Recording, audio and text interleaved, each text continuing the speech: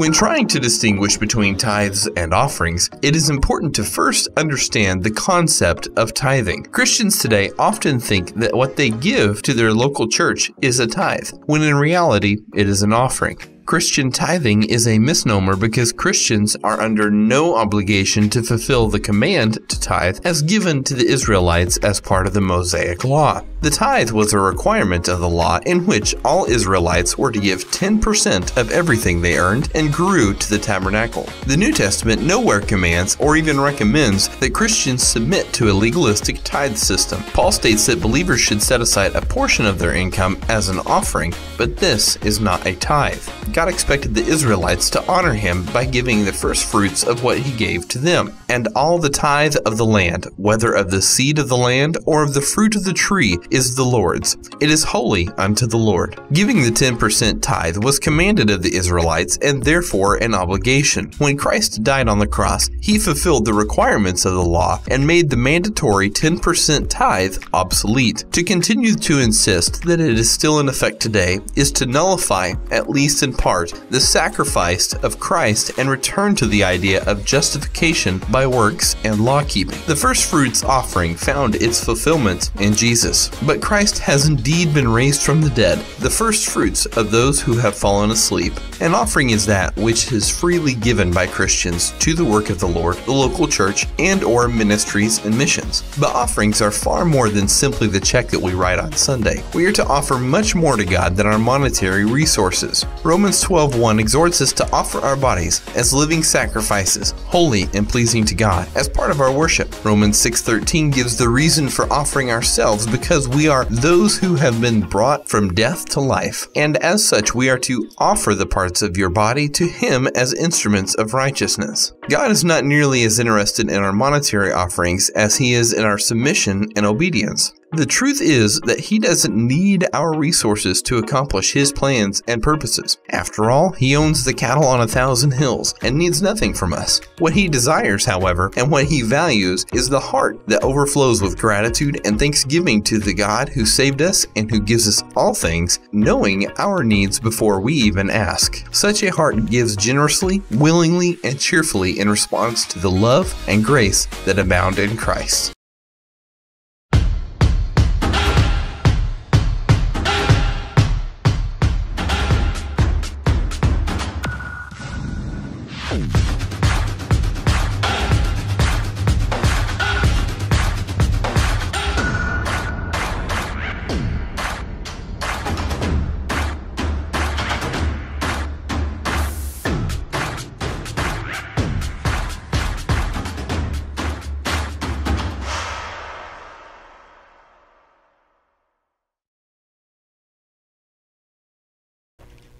Tunay dakilang Ama, wala nang ibang Diyos maliban sa inyo. Yung ibang Diyos-Diyosan ay puro kasinungalingan. Ikaw ay tapat sa buong panahon. Ang katapatan mo ay abot hanggang langit. Hindi kayang sukatin. Ikaw ang lumalang ng langit at lupa. May akda ng aming buhay. Kami nagpupuri, nagpapasalamat sa inyo at sumasamba sa Espiritu at katotohanan. Dahil ikaw ang Diyos na nagpasimula ng mabuting gawa sa aming buhay at lulubusin mo ito hanggang sa pagbabalik ng inyong anak na si Jesus. Salamat po, Ama, bagamat hindi kami karapat-dapat. Binayaan mo kami, pinaboran mo kami ng buhay na walang hanggan, na hindi namin kayang bayaran ang aming mga kasalanan. Ngunit dahil sa kagandahang loob mo, itinuring mo kami ng mga matuwid, banal. Tinubos mo kami sa aming mga kasalanan. Binigyan mo kami ng bagong buhay. Pinanganak mo kami muli at inampun mo kami sa inyong kaharian, sa inyong pamilya. Salamat po, Amang Diyos, kaya naririto kami. Pinagdiriwang namin ang pagkabuhay mo muli, Panginoong Yesus, mula sa mga patay. Dahil sa iyong pagkabuhay maguli, nagkaroon kami ng kaligtasan, pinawalang sala mo kami, Amang Diyos. Ginawa mo kaming matuwid. Salamat po, Amang Diyos, sa biyaya mo sa buhay namin na hindi namin kayang sukatin. Wala nang ibang Diyos maliban sa inyo. Wala kaming ibang sasambahin. Wala kaming ibang luluwaltiin. Wala kaming ibang itataas maliban sa inyo. Ikaw ang Diyos na Elohim. El Shaddai. Ikaw ang Diyos na Jehovah, Panginoon. Ikaw ang Diyos na El Elyon, pinakamataas sa lahat. Panginoon, purihin ka, luwalhatiin ka. Lord, sa aming pakikinig ng inyong salita, manahan ng masagana ang salita mo po sa aming mga puso. Panginoon, kami mapuspos ng banal mong Espiritu habang kami nakikinig. At tulungan mo kami na hindi lamang kami tagapakinig, kundi maging tagagawa ng inyong salita. Sapagat ang salita mo ay Espiritu at buhay. Langit at lupa ay maglalaho, pero ang salita mo ay mananatili magpakailanman. Itinaas mo ang salita mo higit pa sa iyong pangalan. Panginoon, pinupapurihan ka namin sa inyong mga salita, na salita ng walang buhay na walang hanggan. Salamat po, Ama, sa pribilehiyong ito na aming tinatamasa. Salamat po, Panginoon, sa buhay na walang hanggan. Salamat po na makakasama ka namin sa kalangitan. Salamat po, Ama, na inihanda mo po ang buhay na tunay nga, ang buhay na walang hanggan na aming papasukin dahil kay Kristo na aming Panginoon. Salamat po.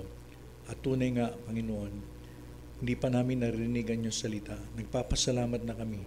Salamat sa mensahe mo, Panginoon. Salamat po. Kayo mangusap. Gamitin mo lamang ako na maging instrumento mo at kasangkapan mo. Kayo maitaas. Ako itago mo sa likod ng inyong banal na krus. Panginoon, salamat po, Amang Diyos. Pinupuri ka namin, pinapasalamatan.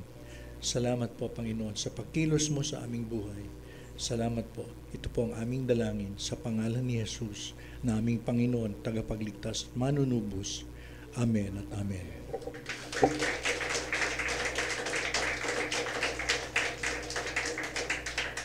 Sige po, tayo makakaupo na.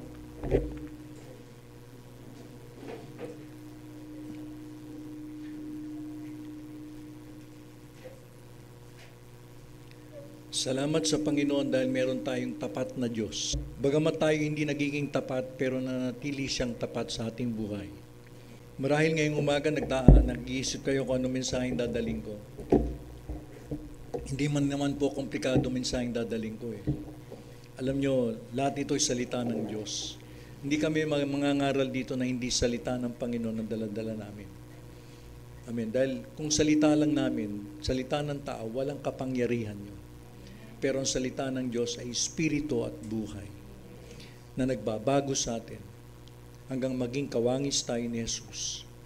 Tandaan natin, kaya tayo nakikinig ng salita ng Diyos upang gagamitin ng banal na espiritu yon upang baguhin ang ating mga karakter, baguhin ang ating mga ugali hanggang maging kawangis kamukha tayo ng Panginoong Jesus. Amen po ba? Kaya ang Kristiyano, hindi lang pupunta ka sa langit. Bago ka pumunta sa langit, binabago ka ng Panginoon. Ginagawa kang kawangis ng Panginoong Jesus. Amen. Sa inyong isip, sa iyong pananalita, sa iyong mga gawa. Pagkasalamat sa Panginoon, sa dakilang biyaya niya. Lahat ay biyaya. Wala tayong ginawa. Lahat ay biyaya dahil nagtiwala tayo, sumampalataya tayo sa Panginoong Jesus. Hindi dahil nagpakabait tayo, hindi dahil nasunod natin ang kautusan, hindi dahil naging banal tayo, hindi yun ang pinagbatayan ng Diyos. Ang pinagbatayan ng Diyos na nagtiwala tayo o umangkas tayo sa ginawa ni Kristo sa krus. Na siya'y namatay dahil sa ating kasalanan, inilibing at nabuhay maguli upang tayo ay mapawalang sala. Amen po ba? Amen. So nagkakaintindihan po tayo. Amen.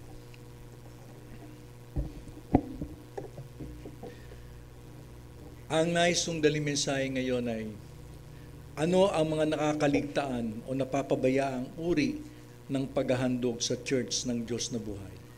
Yung ba nakakaligtaan natin o napapabayaan natin yung uri ng paghahandog?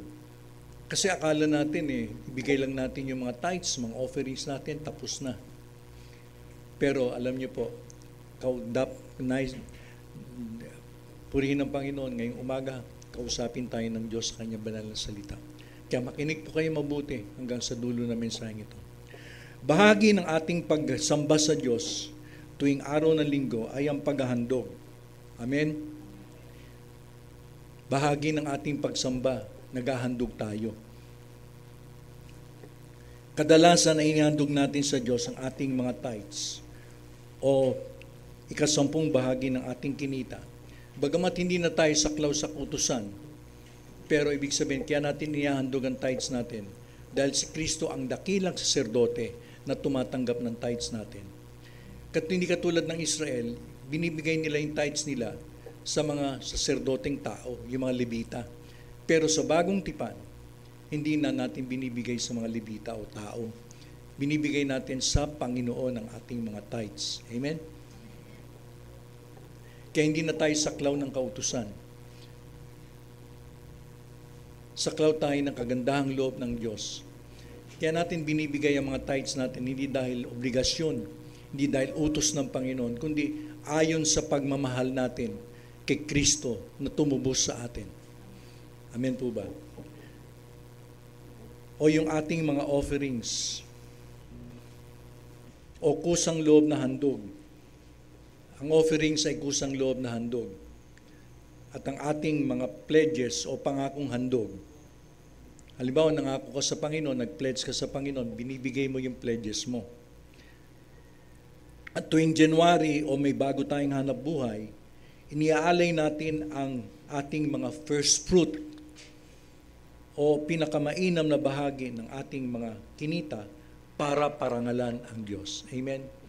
So usually yun ang mga handog natin na binibigay sa Panginoon. Ang hindi natin alam, may dalawang uri pa ng paghahandog. Sabihin natin dalawa. May dalawang uri pa ng paghahandog na hindi natin ginagawa ayon sa nasulat sa salita ng Diyos. Ano ito? Ito ay ang benevolence offering at mission offering. Sabihin natin benevolence offering at sabihin natin mission offering. Anong pagkakaiba ng dalawang ito? Ano ibig sabihin ng benevolence o mission offering? Ito ang nais kong talakayin sa araw na ito. Ano ang pagkakaiba ng benevolence offering at mission offering sa ibang mga paghahandog o pagkakaloob na nakagisnan na ginagawa nating mga Kristiyano? Unang puntos natin ay ang benevolence offering. Ano ba ang benevolence offering? Ito ba ay nasa Biblia? Saan ba ito ginagamit? Tinignan ko ang kahulugan ng benevolence sa dictionary. Ang kahulugan ng benevolence ito, it is a desire to do good to others o pagnanasa na gawa ng kabutihan ang kapwa. Yun, gagawa mo ng kabutihan ng kapwa mo, that is benevolence. Goodwill o pagmamagandang loob. To be filled with benevolence toward one's fellow creatures. Mapuspos ng pagnanasa na gawa ng kabutihan ang pareho mong nilalang ng Diyos. Yun ang kahulugan ng benevolence. Nakuha ninyo? Ang kahulugan ng benevolence. Sa madaling salita, ang benevolence, paano natin tatranslate sa Tagalog? Simple lang. Lalo na sikat ngayon dahil si Bongo sa mga ospital. Ito ay pagmamalasakit. Kaya ang benevolence, kung dating tatranslate sa Tagalog, handog na may kalakip na pagmamalasakit. Anong benevolence? Basahin natin. Handog na may kalakip na pagmamalasakit. Yun ang benevolence. Nakakalimutan natin mga Kristiyano na inutusan tayo ng Diyos na kalingain natin ang ating kapwa, lalo na yung mga kapatiran. Sabi sa Galatia chapter 6 verse 10, sa sulat ni Apostol Pablo sa mga taga-Galacia, kaya nga, sa tuwing may pagkakataon, gumawa tayo ng kabutihan sa lahat ng tao. Lalo na sa mga kapatid natin sa pananampalataya. Yun ang benevolence. Amen. Naintindihan nyo na. So inutusan tayo ng Diyos na tayo ay maging benevolent sa ating mga kapatiran o sa ibang tao. Na bakit natin ginagawa ang benevolence offering o handog na may pagmamalasakit? Dalawa lang mga puntos ko sa benevolence. Una, ito ay bilang pagsunod sa sinabi ni Kristo. Ito ay bilang pagsunod sa sinabi ni Kristo.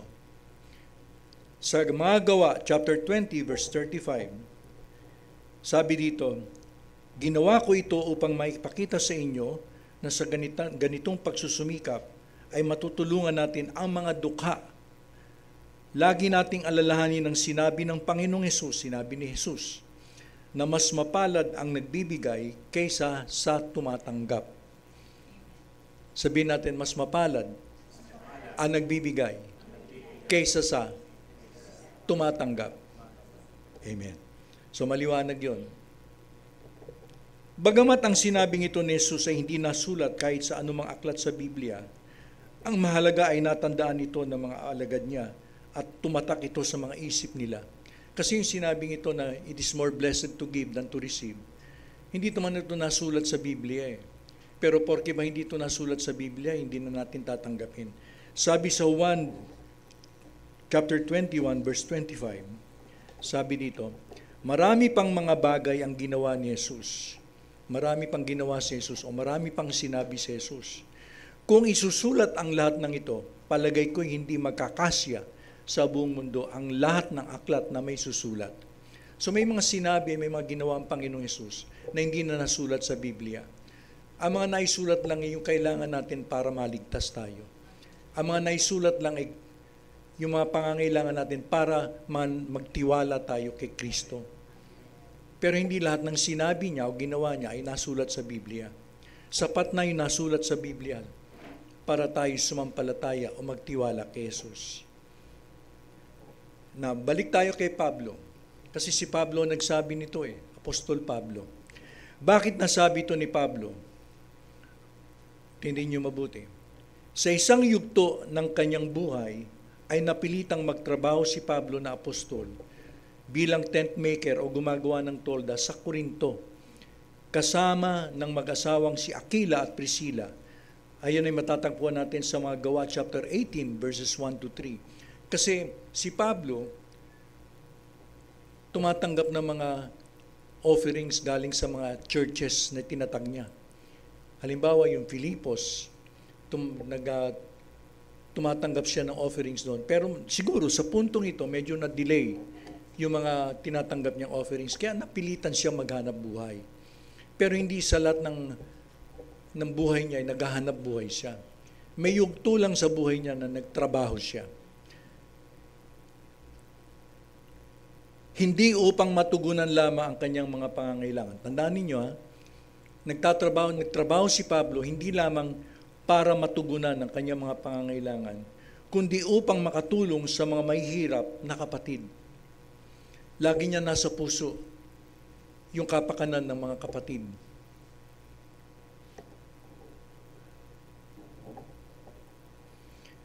Kadalasan tayo ay naghahanap buhay. Bakit tayo naghahanap buhay? Para lamang sa ating mga pangangailangan. Di ba? Kalimitan ang iniisip lang natin, kahit Kristiyano na tayo, ay ang ating mga sarili.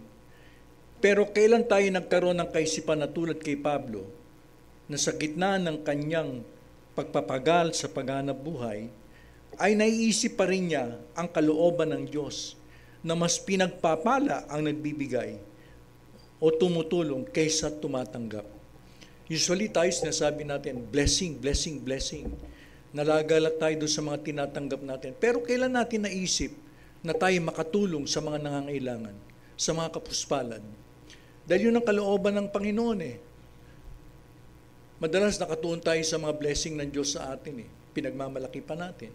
Hindi naman masama yun. Dapat lang na purihan natin ang Panginoon. Pero kailan natin naisip yung mga pangangailangan ng ibang mga naghihikahos, yung mga naghihirap, yung mga nangangailangan? Kailan natin naisip? Pakisabi mo nga sa kapatid mo, kailan mo naisip?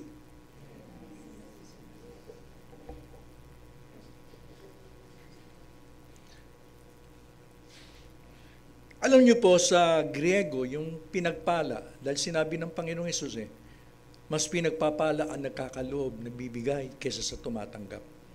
Alam niyo po sa wikang Griego, magugulat kayo, ang kahulugan ng pagpapala, na pinagpala. Sa Griego po, ang pinagpala ay Makarios. Basahin natin, Makarios. Na ang ibig sabihin ay lubos o pinakamataas na antas ng pagpapala. Wala nang higit pa sa blessing. Pinakamataas na yun na antas ng pagpapala. Pag sinabing Makarios. Kaya yung sinabi ng Panginoong Hesus na pinagpapala ang nagbibigay, yun ang pinakamataas na blessing. Pinagpalang mainam, maligaya, kainggit-inggit. Kaya hindi yung mga taong dekotse, yung mga taong may magandang bahay, yung mga taong mayayaman, ang kainggit-inggit. Ang kainggit-inggit, yung mapagbigay sa mga tumutulong sa mga mahihirap. Amen po ba? Sabihin natin, kainggit-inggit. Ikaw ang dapat kainggitan. Yun ang sabi ng Biblia. Bakit mas pinagpapala ang nagbibigay kaysa tumatanggap? Alam niyo po, yung mga apostol, meron silang experience nung magkaroon ng taggutom sa Israel. Sabi po dito sa mga Gawa, chapter 11, verse 27 to 30.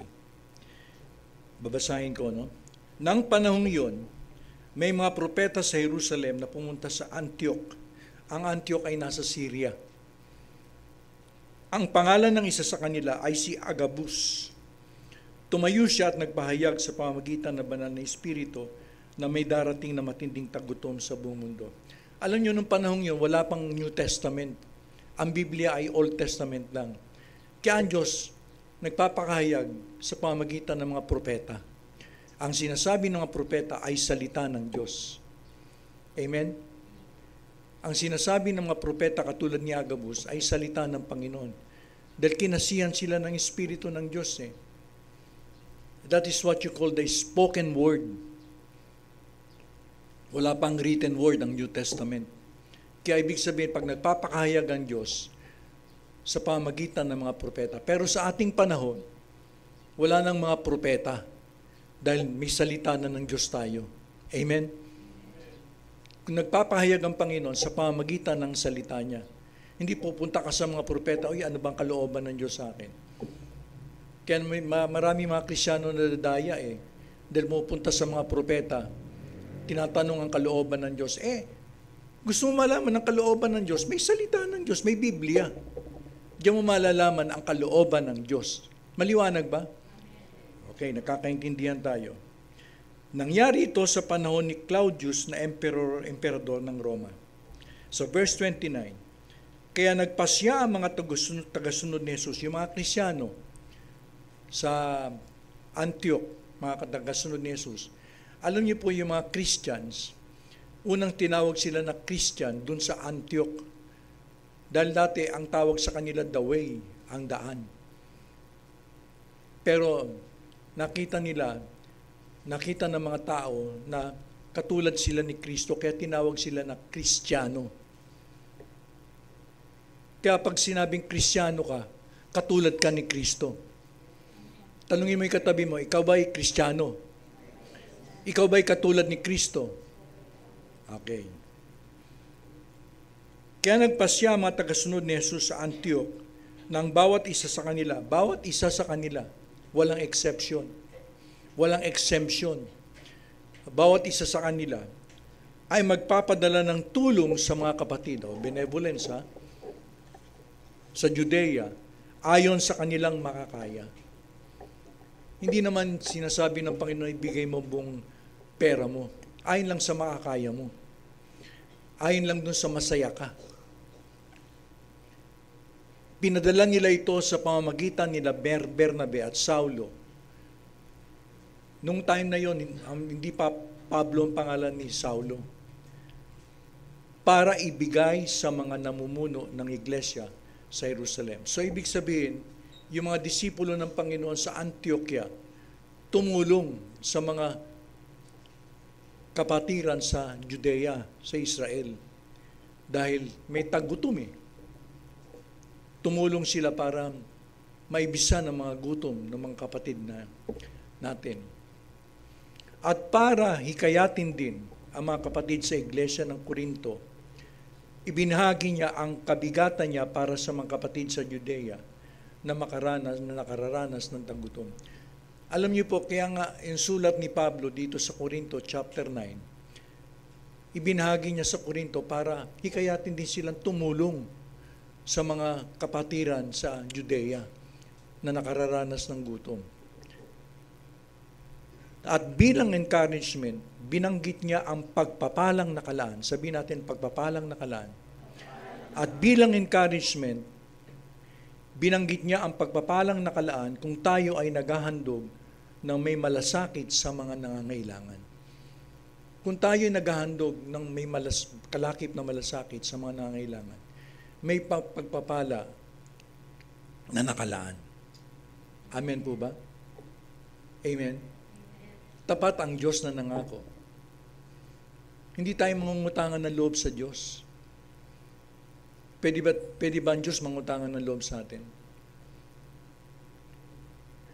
Kaya nga sinulat niya itong parte ng Corinto chapter 9. Dito sa ikalawang Corinto chapter 9, verses 8 to 9. Sabi dito, at kaya ng Diyos na pasaganain ng lahat ng biyaya sa inyo. Dahil kayo'y nagbe-benevolence offering sa mga kapatid sa Judea. At kaya ng Diyos, magagawa ng Diyos na pasaganain ang lahat ng biyaya sa inyo. Hindi lamang ito'y pangako ng Diyos para doon sa mga kapatid natin sa Corinto. Ito'y pangako ng Diyos for all time sa mga Kristiyano. Magagawa ng Diyos na pasaganain ang lahat ng biyaya sa inyo. Pag sinabing biyaya, grace, hindi tayo karapat dapat tumanggap, pero binibigay ng Panginoon. Tandaan natin. At kaya ng Diyos na pasaganain ang lahat ng biyaya sa inyo. Paano pasasaganain ang lahat ng biyaya sa atin? Maring ikaw, magkaroon ka ng malaking negosyo. Pinagpala ng Panginoon ang negosyo mo. Kumita ng malaki. Magkaroon ka ng magandang trabaho. No? Ibig sabihin pinapasagana ang lahat ng biyaya sa iyo. Bakit? Upang sa pagkakaroon ninyo ng sapat sa lahat ng bagay. Yun ang dahilan. Bakit pinapasagana ng Diyos ang biyaya sa atin? Upang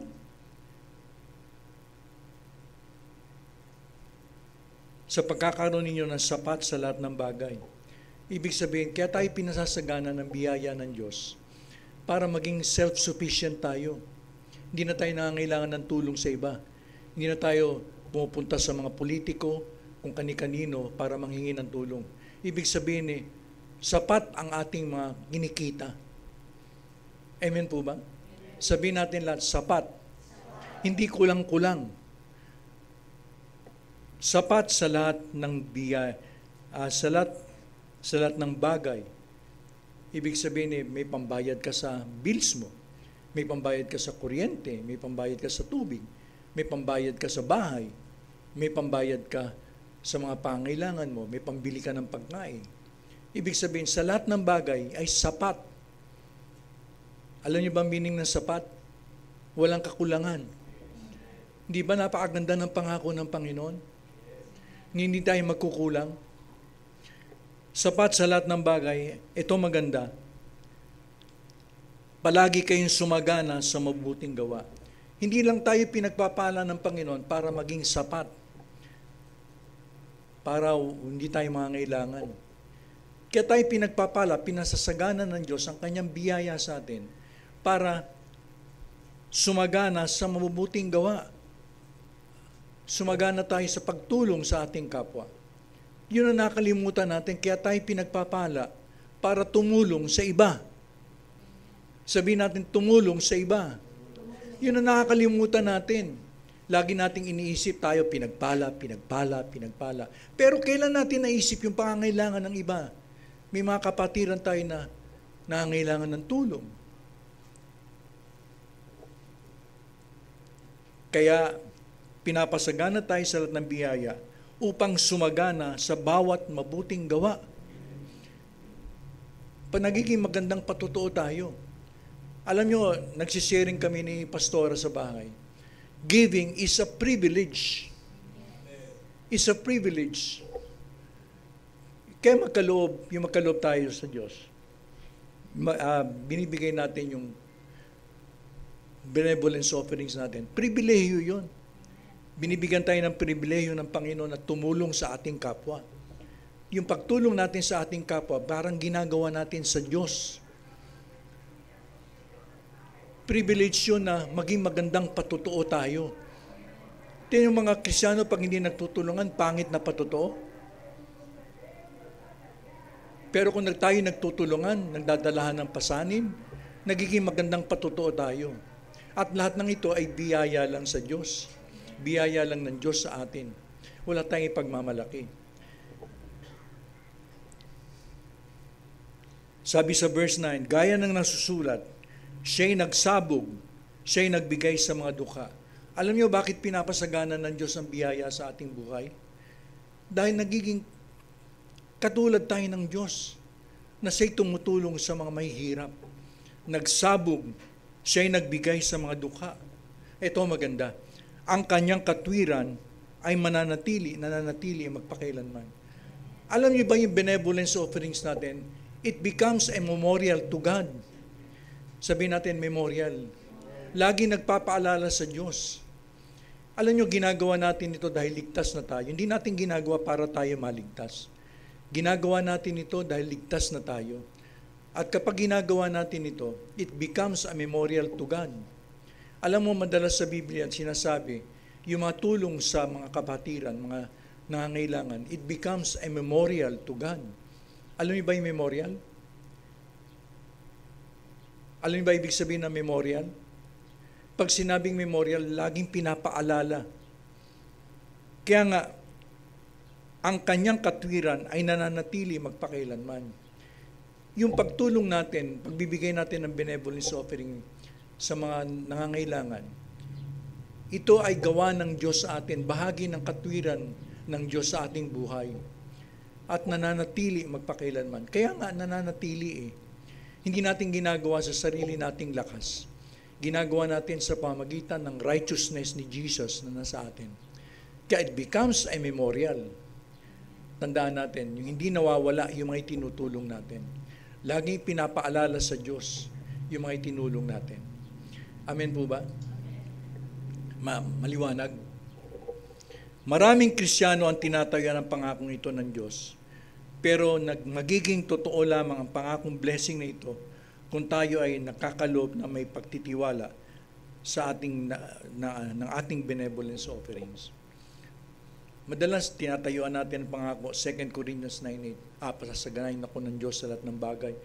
Higit pa sa aking pangangailangan, meron pa akong pagkakawang gawa. Pero kailan mo tinayuan ang talatang ito? Kailan mo sinunod ang talatang ito? Mangyayari lamang ang talatang ito sa buhay mo kung sinusunod natin.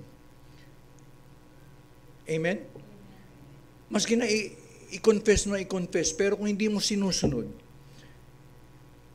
nakatali ang blessing nito sa pagsunod natin ng may pagtitiwala sa masaganang biyaya o grace ng Diyos.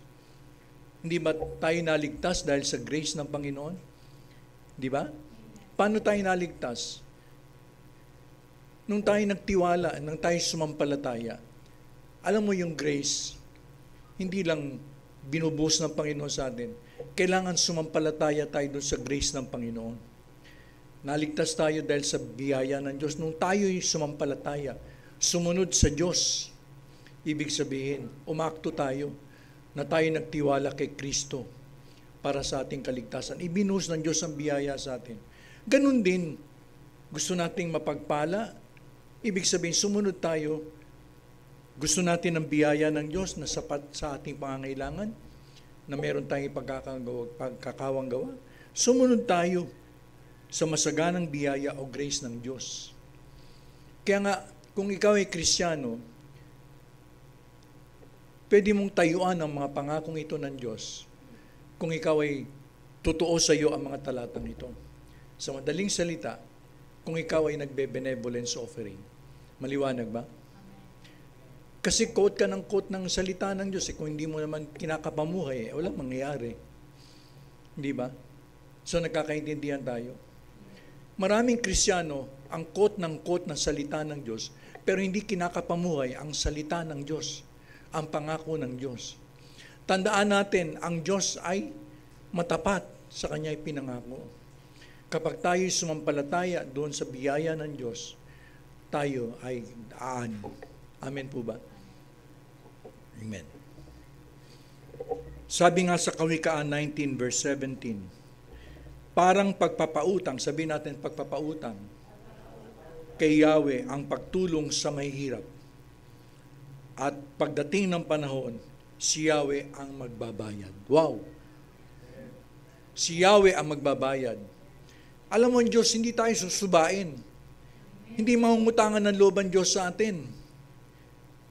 Dahil it is a memorial eh. Di ba sabi ko kanina? It becomes a memorial to God yung ginawa mo. It becomes a memorial to God. Laging nagpapaalala sa Kanya. At pagdating ng panahon, si Yahweh ang magbabayad. Di ba? Tinulungan mo ang kapatiran mo. Halimbawa, nangangailangan ng pera, tinulungan mo ng pera. Hindi ba pera din ay babalik ng Panginoon sa iyo? Hindi ba tinulungan mo ng, halimbawa, walang pagkain, binigyan mo ng pagkain, hindi ba pagkain din ay babalik ng Diyos sa iyo? Sapagkat aanihin ng tao ang bawat itinanim niya. Ang Diyos ay makatarungan, aanihin natin ang ating itinanim. Amen. Kaya gustong-gusto ko itong verse na to, parang pagpapautang kay Yahweh, ang pagtulong sa mahihirap. At pagdating ng panahon, si Yahweh ang magbabayad. Palakpakan natin ang Diyos.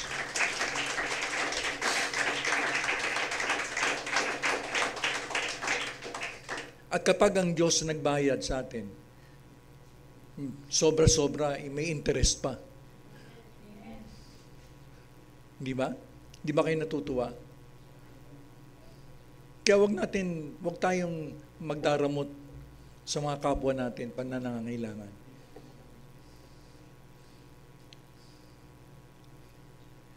Bakit natin ginagawa ang benevolence offerings o handog na may pagmamalasakit? Ikalawa,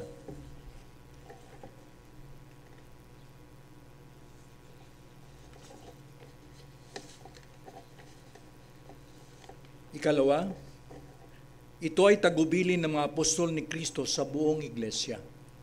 Tagubilin ng mga apostol ni Kristo sa buong iglesia. Sabi sa Galatia chapter 2 verse 10, ang tanging hiling nila ay huwag naming kalilimutang tulungan ang mga mahihirap. At yan din naman talaga ang nais kong gawin. Nang ipagkaloob ni na Apostol Santiago, Pedro to Juan, ang kanang kamay ng pakikisama o the right hand of fellowship, nang ibig sabihin ay sa mga hindi Hudyo o Hentil, mangangaral si Pablo, at sila naman ay sa mga Hudyo, itinagubili nila na huwag kalilimutan ang mga mahihirap na siya naman gustong gawin ni Pablo. So ito'y tagubilin ng mga apostol ni Kristo na huwag kalilimutan ang mga mahihirap. Amen. Kaya't hindi nagtatapos sa pagkakaloob lamang ng mga tithes at offerings, pledges at mga first fruits ang paghandog ng church sa bagong tipan. Makakala natin doon lang natatapos.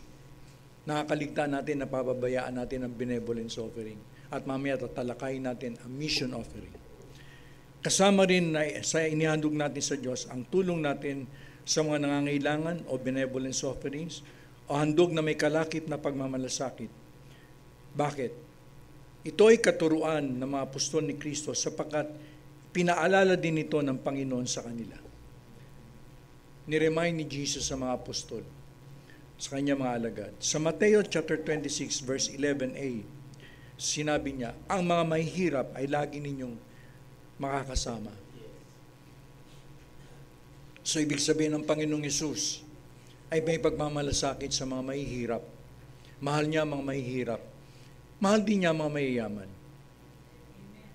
Mahal niya ang mga mahihirap. Nagmamalasakit siya. Kasama din sa ministry ni Jesus ang pagtulong sa mga mahihirap, mananampalataya man o hindi. No, naalala niyo nung gabi na bago siya ipagkanulo ni Judas. Di ba? Nung sinabi niya kay Judas na gawin mo na ang dapat mong gawin. Naalala niyo? Gawin mo na ang dapat mong gawin, sinabi niya kay Judas. Sabi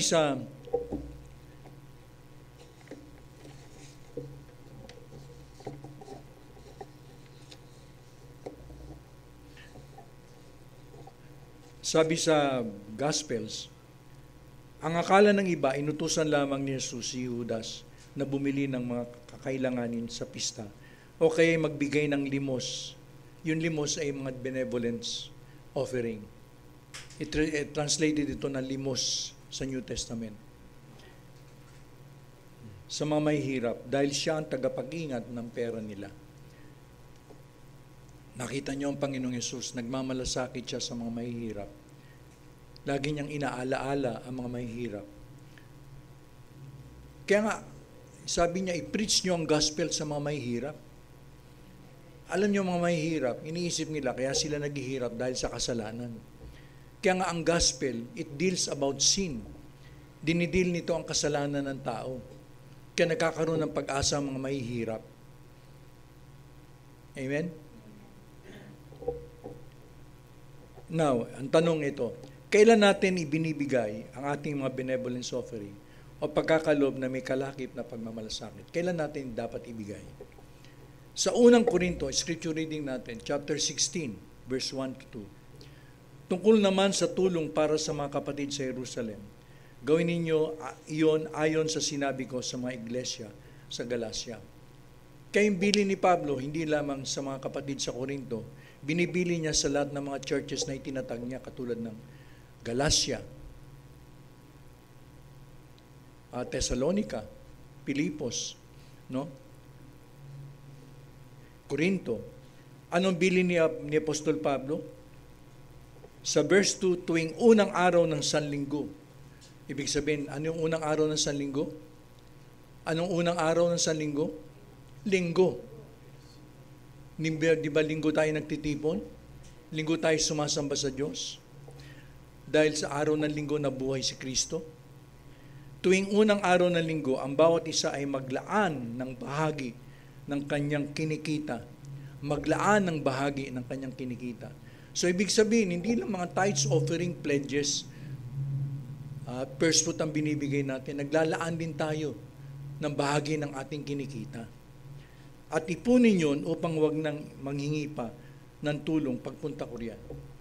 You can just imagine kung tayong lahat na naririto, mag-benevolence offering, maski na walang pangangailangan, wala tayong nakikita ng nangangailangan. Basta tuwing linggo, sa mga sobre natin, bukod sa tithes, offering, pledges, kung ano pa, tatabi tayo ng benevolence offering. Di ba, maiipon natin yun? Kapag may nangailangan, hindi na tayo maglalagay pa ng basket sa harapan. Dahil may naipon na tayong pera, handa tayo nating itulong doon sa mga nangangailangan. Di ba? You can just imagine, kung halimbawa every Sunday, magtatabi tayo ng bahagi, maglalaan tayo ng bahagi ng ating kinita, at iipunin yun, dahil may treasurer naman tayo iipunin ng ating treasurer. Di ba, ang laki ng benevolence offerings natin. Kaya pag may nangailangan, meron tayong itutulong agad. Hindi na tayo maglalagay ng basket sa harapan. Kasi ang nangyayari ngayon, pag may nangailangan, maglalagay tayo ng basket sa harapan. Wala tayong benevolence offering. Pero kung may benevolence offerings tayo, hindi na tayo maglalagay ng basket dahil may naipon na tayo na pera. Maliwanag ba? Yun ang sinabi ng Apostol Pablo. Tuwing unang araw ng Sanlinggo, maglaan na kayo. Bahagi ng pagsamba natin sa Diyos ay ang benevolence offerings. Sabihin natin, bahagi ng pagsamba sa Diyos ay naghahandog tayo ng pagmamalasakit na handog ng benevolence offerings. Amen? Naintindihan niyo ba? Kaya hindi na tayo nahihirapan pa na likumin ng mga pera kung may nangangailangan. Meron tayong agad na inaitutulong sa mga nangangailangan. Di ba practical?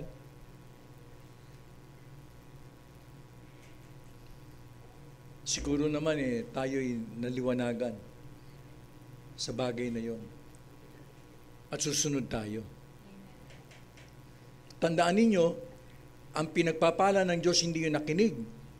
Ang pinagpapala ng Diyos yung nakinig at sumunod. Yun ang pinagpapala ng Diyos.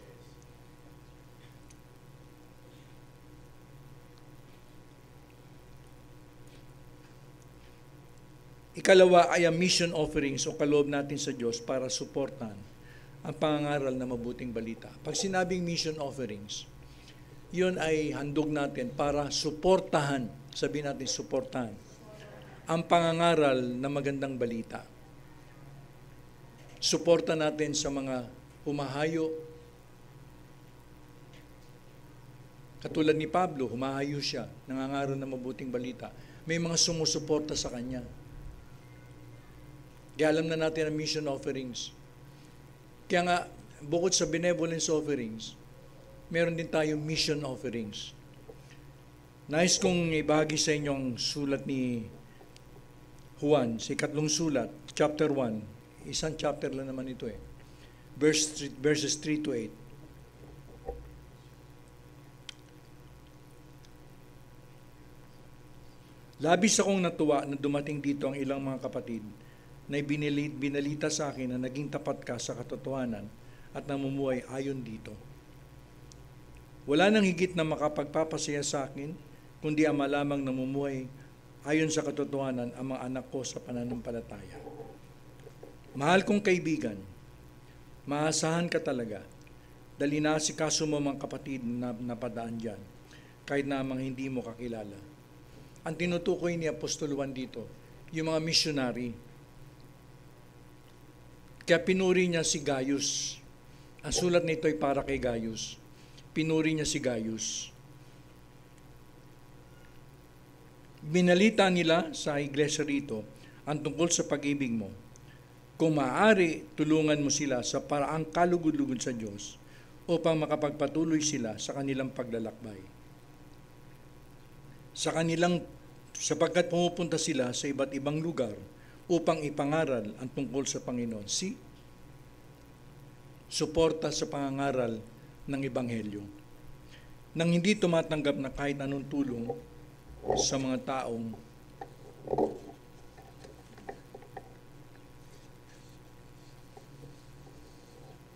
hindi kumikilala sa Diyos. Kaya dapat lang na tulungan natin sila. Dapat lang na tulungan natin sila nang sa ganon ay maging kabahagi, sabi natin kabahagi tayo sa kanilang gawain para sa katotohanan. Sa ikatlong sulat na ito ni Juan na Apostol kay Gaius, malalaman natin ang mga katotohanang napapaloob kung tayo ay nagkakaloob na mission offerings o sumusuporta tayo sa pangaral na mabuting balita.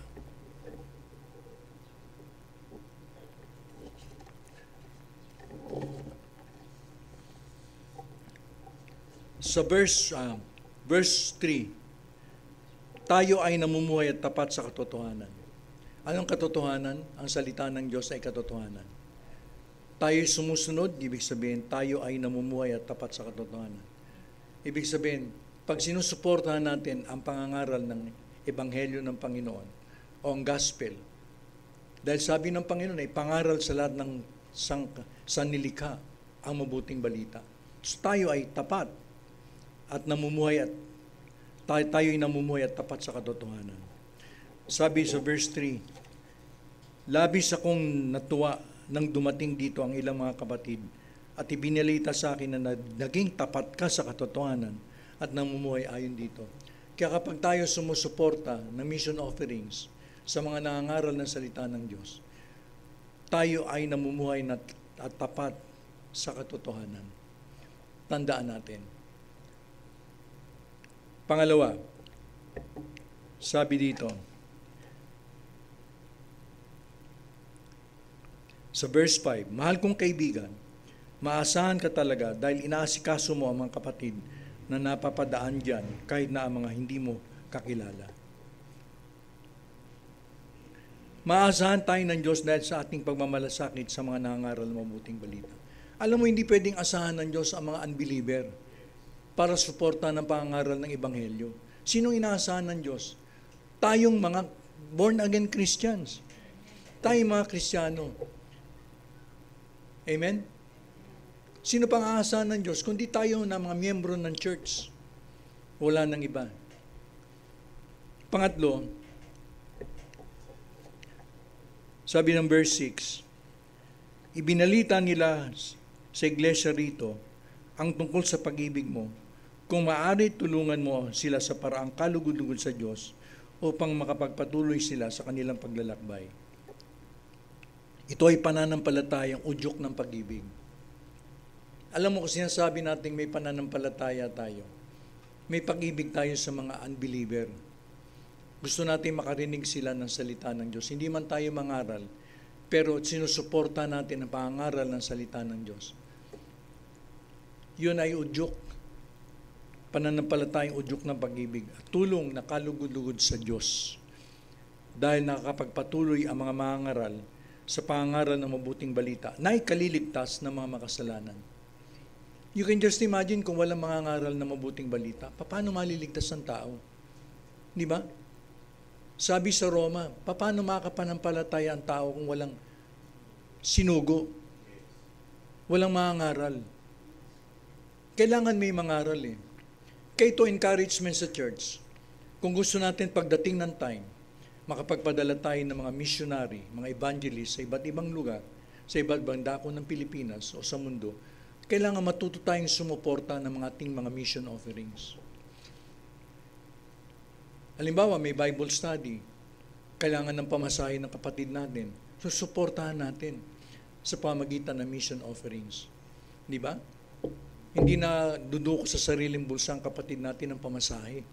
Ibig sabihin, ang church ang sumusuporta sa mga kapatiran para makapag-Bible study. Training ground sa atin ito. Ang napagkakatiwalaan sa maliit, pagkakatiwalaan sa malaki. Kapag tayo napagkatiwalaan ng Panginoon sa mga Bible studies, sinusuportahan natin. Pagdating ng time, magpapadala tayo ng missionary. Who knows? Baka ikaw ay missionary. Baka ikaw ay padala natin sa, siguro sa, padala natin sa Tawi-Tawi. Ipadala natin sa Hulo.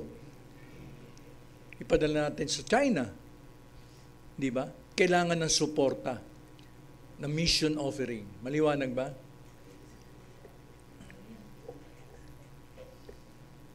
Sa verse 7, sapagkat pumupunta sila sa iba't ibang lugar upang ipangaral ang tungkol sa Panginoon nang hindi tumatanggap na kahit anong tulong sa mga taong hindi kumikilala sa Diyos. Alam nyo, may gawain. Di ba nangangaral sila sa kalsada? Tapos nila mangaral, may mga supot-supot sila. Humingi sila ng offering mga sa hindi mananampalataya. Hindi po biblical yun. Dahil dito sinabi, hindi tumatanggap na kahit anong tulong sa mga taong hindi kumikilala sa Diyos.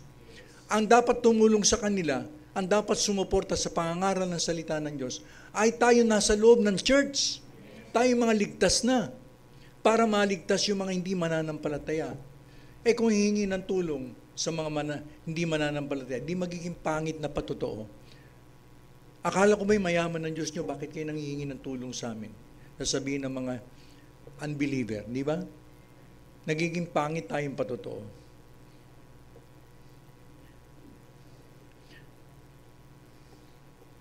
Naintindihan nyo? Kaya mahalaga mission offerings. Suporta ito sa pangangaral ng mabuting balita. Dahil kung walang mabuting balita, hindi maliligtas ang tao. Hindi maliligtas ang tao sa pamagitan ng pagpapakabait, pagpapakabanal, kapag inayos niya ang kanyang sarili, hindi tayo maliligtas doon. Maliligtas lang tayo kung tayo ay magtiwala, sumampalataya o umangkas sa mabuting balita na si Kristo ay namatay dahil sa ating mga kasalanan, inilibing at nabuhay maguli. Yun ang magandang balita. Kapag ang sino mang tao, kahit na madilim ang iyong nakaraan, kahit na maitim ang puso mo, kahit na pusakal na magnanakaw ka, pusakal na kriminal ka, kapag ikaw ay sumampalataya o nagtiwala sa mabuting balita, maliligtas ka. Dahil ang Diyos walang tinatangi, maliligtas ka. Amen. Dahil ganun kamahal ng Diyos ang mga makasalanan.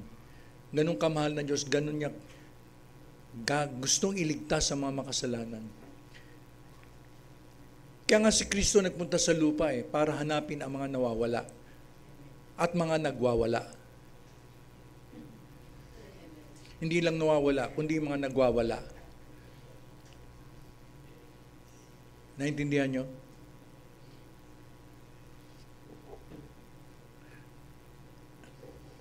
Tapos sabi sa verse 8, kaya dapat lang natulungan natin sila nang sa ganon ay maging kabahagi tayo sa kanilang gawain para sa katotohanan.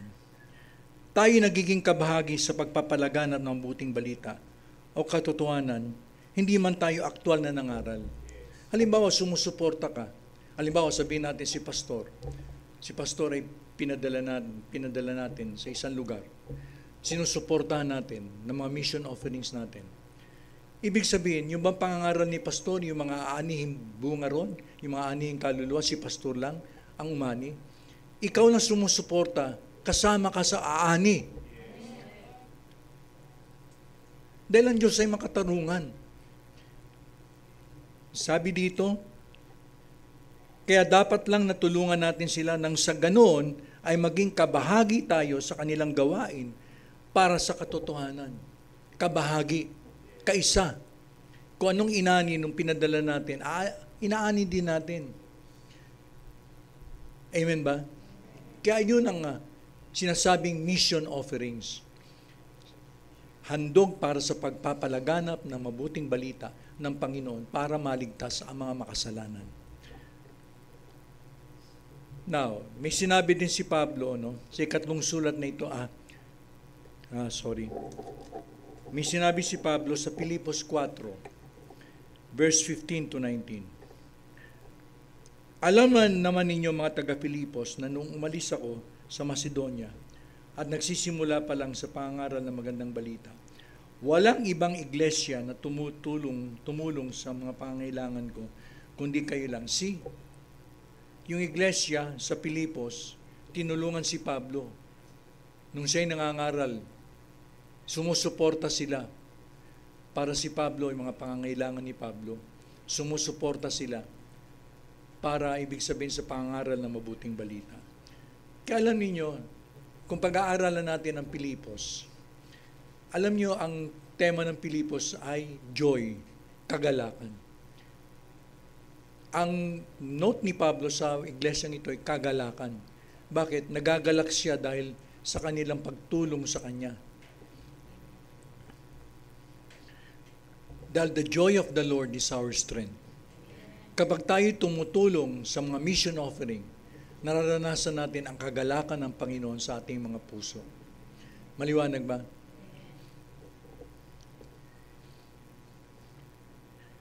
Sa verse 16, kahit nung nasa Thessalonica ako, ilang ulit din kayo nagpadala ng tulong sa akin.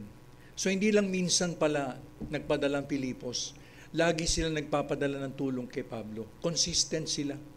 Committed sila. Hindi sila ningas kugon. Alam niyo ba ningas kugon? Mainit lang sa umpisa pero ibig sabihin nagkukuli. Hindi sila ningas kugon. Sinasabi ko ito, hindi dahil gusto kong makatanggap ulit ng tulong mula sa inyo, kundi gusto ko lang makatanggap kayo ng mga gantimpala dahil sa kagandahang loob ninyo. Ibig sabihin, kapag pala tayo nagmi-mission offering, tayo din it's a privilege to be blessed by God. It's a privilege to be blessed by God. Tandaan ninyo, grace lang ito ng Panginoon. It's a privilege to be blessed by God, and it's a privilege to help the gospel. Sinishare natin ang gospel sa mga hindi mananampalataya. Sabi niya, kundi dahil hindi gusto ko makatanggap ulit ng tulong mula sa inyo, kundi dahil gusto ko makatanggap kayo ng mga gantimpala dahil sa kagandahang loob ninyo. Kaya kapag sinusuporta natin ang mga nangangaral ng salita ng Diyos sa mga unbeliever, tayo ang nakikinabang. Gusto ba natin makinabang? Ngayon, dahil sa tulong na pinadala nyo sa akin sa pamagitan ng Epaphroditus, natugunan na ang mga pangangailangan ko at sobra pa nga. Ang tulong ninyo ay tulad ng mabangong handog sa Diyos na tinatanggap niya ng may kasiyahan. Alam niyo yung mission offerings natin, mabangong handog sa Diyos. Lugod na lugod ang Panginoon kapag sinusuporta natin ang pangangaral ng Ebanghelyo. Dahil kalooban ng Diyos ay maligtas ang tao eh. Amen? At kapag ginagawa natin ang kalooban ng Diyos, lugod na lugod ng Panginoon.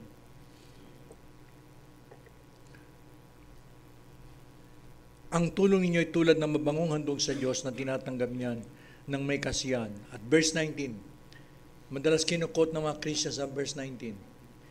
At dahil kayo'y na kay Kristo Jesus, ibibigay sa inyo ng aking Diyos ang lahat ng pangangailangan nyo mula sa kasaganaan ng kayamanan ni Jesus. Sa kayamanan niya. Tutugunin ng Diyos ang pangangailangan nyo, hindi ayon sa kayamanan ng mundo, hindi ayon sa kayamanan ng mga politiko, hindi ayon sa kayamanan ng kamag-anak mong mayaman, kundi ayon sa kayamanan hindi nauubos ng Diyos. Sa English, madalas kinukot natin ito, and my God shall supply all my needs according to His riches and glory by Christ Jesus. Amen? Pero alam niyo, meron akong sasabihin sa inyo. Pwede mo lang ikot ang verse na ito kapag ikaw ay nagmi-mission offering. Pag hindi ka nagmi-mission offering, hindi magiging buhay ang verse na ito sa iyo eh. Kasi ito'y nakatali sa mission offering. Sinabi ni Pablo to, dahil ang Pilipos ay nagmi-mission offering. Kaya nakatali ang pangako niya ito sa mission offering. Di ba? Kaya, paalala lang mga kapatid, huwag natin kinukot ang verse na ito na my God shall supply all my needs according to His riches and glory by Christ Jesus. Eh, hindi ka naman nagmi-mission offering. Paano tutugunin ang pangangailangan mo? Amen ba? Maliwanag. Yun ang katotohanan. Kaya nga, it's a privilege to give. Pribilehiyo sa ating mga Kristiyano na magkaloob, maghandog sa Diyos ng benevolence offerings at mission offerings.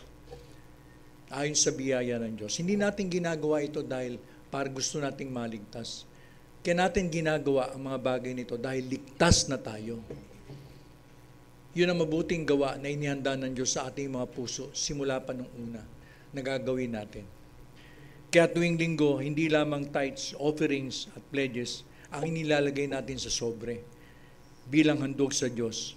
Kasama rin ang ating benevolence offerings, o handog na may pagmamalasakit, at ang ating mga mission offerings, o handog para sa pagsuporta sa pangaral ng magandang balita. May mga tao kasi na, maraming Kristiyano ko narinig na pag naibigay nila ang tithes nila o makapag-offering sila, parang tapos na. Hindi na nila iniisip yung ibang mga bagay. Pero tandaan natin, hindi lang mga tithes, offering, pledges at first fruit ang hinihingi ng Panginoon sa atin. Hindi tayo hinihinga ng mga handog nito para bawasan, kundi para lalong madagdagan pa. Tandaan natin, ang Diyos ay hindi nagbabawas. Ang Diyos ay nagdadagdag.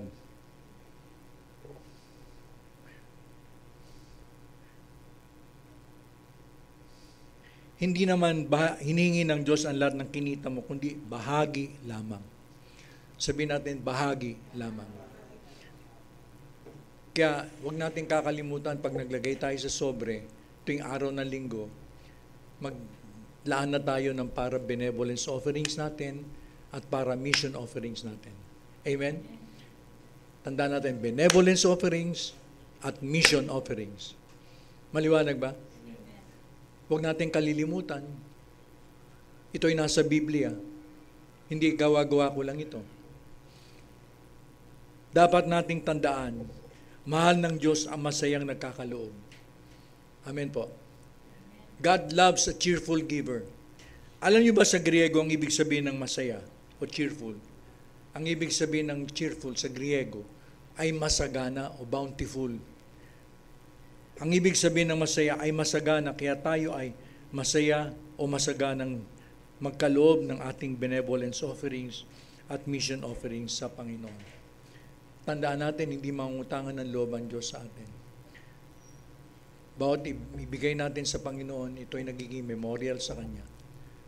Nagpapaalala sa Kanya na tayo ay sumasambalataya sa biyaya ng Diyos sa ating buhay at tayo ay nagtitiwala sa Kanya, sa biyaya niya sa buhay natin. Amen po ba? Kaya, ibig sabihin, yung mag-exhort ng offerings sa araw na to, sino'y ba mag-exhort ng offerings? So, isama natin ang benevolence offerings at mission offerings sa ating mga isasama sa sobre. Amen po. Maliwanag po ba? So, ibig sabihin, tayo magpasalamat sa Panginoon.